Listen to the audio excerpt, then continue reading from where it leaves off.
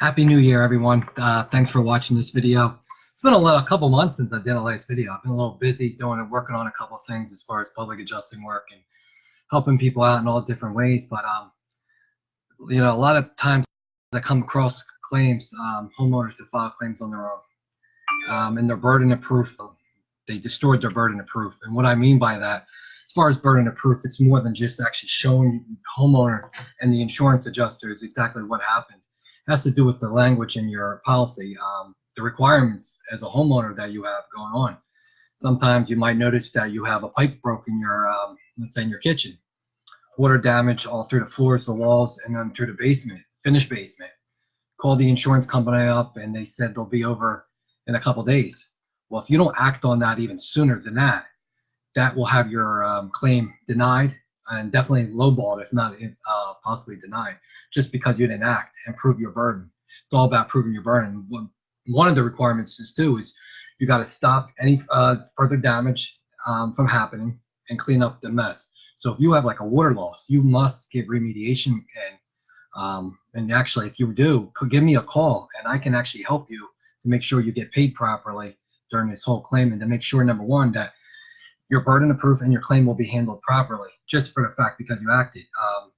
It's like if you want to go get a haircut, you're not gonna. It's very rare someone cuts their hair themselves, and if you tried, you're not gonna do a good job. The same thing works with insurance claims. It's easy picking up the phone and calling your insurance company on the phone and say, "Oh, hi, how you doing? I have a insurance claim. I like to file because I had such and such happen to my home." The agent on the line asks you a bunch of questions. And those questions are trying to, like I've said in the past, trying to defer you from filing the claim. Because why? Is because at the end of the year, they don't get a bonus. The claim that you file a claim, your agent doesn't get a bonus at the end of the year. And that's one of the bottom lines to it, and the stockholders as well. But even when you make that phone call, they're asking you a bunch of questions, and it's recorded. So the agents pass this information along to the insurance adjuster, and the insurance adjuster will listen to this even before you come to the house, which is good. Okay, we'll give you that. It's good, but it also could be very, very bad. The reason why is because once they come over, they might act nice. They might sit down with you, have a piece of pumpkin pie, have some coffee with you, be so friendly in the world. But then a week or two later, you get a letter in the mail saying that you were denied, or they're only sending you like $1,500. Well, your deductible could be $1,000. So they're saying, well, thank you, Mr. Homeowner or Mrs. Homeowner. Here's your check for $1,500, but minus the $1,000, you got then $500 left in your pocket. So by that said alone, then you're saying, well, what's going on? Why am I not being paid properly? What did I do? A lot of times it's not what you actually done. It's actually because the policy, you didn't prove your burden. Improving your burden has to do with a lot of times with professionals come in.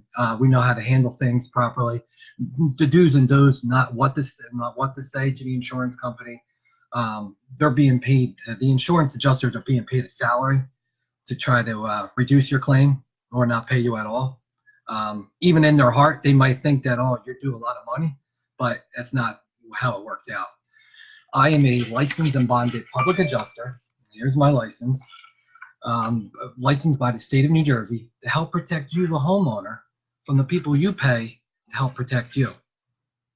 I'm there for you. I can help you make sure your claim goes by smoothly and that you will get paid properly. And like I said, it's all about proving your burden of proof and doing the right thing. If you do have, like I said, like a water loss, you must give remediation to come in. You can't wait on it. You can't ask for permission from the insurance company, because it's there in writing on your policy that a lot of times if you have a water loss, that you must give remediation, or you got to, and cleaning water up on your own, you're never going to do a good job. Never. Even if you go to get the best shop vac from Home Depot or Lowe's, you're never going to clean it up properly, just for the fact because then mold starts to come along. And mold comes from improper drying. If you don't use the equipment that the remediation companies have, the air dryers, the air scrubbers to clean up the mold. Sometimes you got to do a 2-foot flood cut with the walls, because the walls absorb water. It's like cotton, especially if you have the drywall, or even if you have plaster. With that, the insurance company uses, us in the insurance world, use the same system. And that's where the pricing comes along, exactly how much this is and how much it's not. And by the insurance companies, they know how to get around it. They know how to lowball you without even knowing it. And you might get a check after you file a claim. Oh, I got a check for $15,000. I heard this not too long ago. And they said, Jason, thank you. I appreciate it. But I don't need your help. I could do this on my own. That check, $15,000, seems like a lot. But then they called out a contractor and realized that there was some hidden damages inside the walls, inside the ceiling, inside the floors. So then mold started to, so they had to rip up more before the contractor can actually even do the work. So the contractor a lot of times will then recommend the public adjuster to a homeowner. Homeowner goes, I already had somebody come out, but I didn't use them because I think I could have did this on my own. Contractor goes to him, I'll call him back up, see if he can try to redo. Now, one good thing is we can reopen claims. But to reopen a claim, we got to go backwards in time from the claim when the claim was first filed. So what we did is got involved. We reopened the claim. The claim just settled last week. We got them an additional $20,000 more. So it's claim settled for $35,000 over the $15,000 that the insurance company gave the homeowner originally. See what happens when you file that claim and you get paid by the insurance company, or you get a denial letter. You cannot reopen that claim upon yourself because you're not licensed. And here's my license by the state to reopen a claim. Even if it's your home, you could have been living in the home for 50 years, had the same insurance company for 50 years as well. You're not grandfathered in. They don't take care of you like the commercials said they do. Because these commercials that are on TV, people don't realize, but they said they cover everything but a catastrophic event. Well, a lot of times they won't even cover, like sometimes a fire. Everybody thinks fires are covered, which they are, but are you going to get reimbursed in return to have your home rebuilt? Do you have enough replacement cost coverage on your policy to get all your contents replaced? Do you have actual cash value? That's another thing. Everybody thinks they have a great policy until they have to use it. And then they realize, oh, I've been with them for so long, how can they do this? Well, that's why you got to think to yourself, when was the last time your insurance agent was actually in your home, sat down with you, and went over your property and explained to you your coverages, your contents, to make sure you had the right co-insurance as far as your replacement costs as far as your contents goes, or just the replacement costs as far as your overall dwelling costs.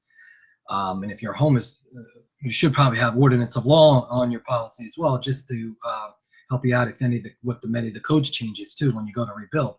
Because those code changes then are built into this to you, where you actually have to pay out of pocket. But with the ordinance of law endorsement, you don't have to do that upon yourself. That'll take care of itself, so you don't have to take any out of pocket cash out to rebuild.